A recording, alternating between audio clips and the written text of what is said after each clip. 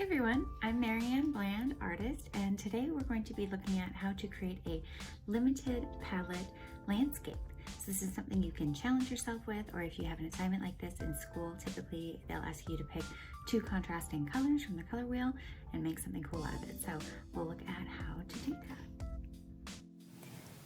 If you want to see more videos like this, please like and subscribe. First, let's go over the supplies we'll be using. Today, I'm painting on a wood panel. This is 8 inches by 8 inches. And we're working in acrylic.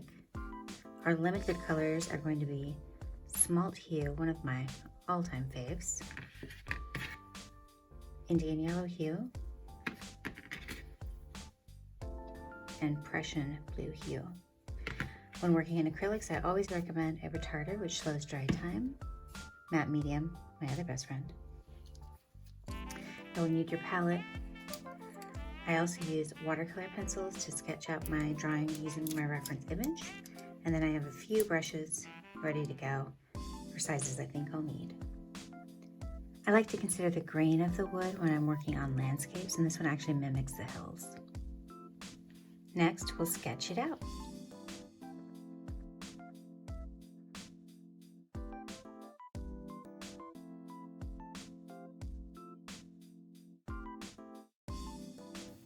So the very first thing we'll do is lay down some matte medium and block in the sky. A couple of things you'll notice right off the bat if this is your first time using acrylic on wood panel is that it dries super fast and there's a lot of transparency. So we'll block in our hills and landscape, just keeping in mind that we're going to have to go over them in additional layers. If you've never worked in a limited palette before, I recommend doing some mixes first before you are trying to actually move things onto the canvas to decide what you want. Although you'll notice that working on wood means that the wood provides a background color, just like a tinted canvas would. With acrylic, don't be afraid to use drawing medium or something else that's water soluble. In this case, you can see I'm bringing detail back in with my watercolor pencils. So with that limited palette, it's really up to you to push the contrast or see how you can make your image more appealing. Try not to get too caught up in your reference image and let the paint speak to you a little bit. For this one, it decided it should have clouds instead of the sun.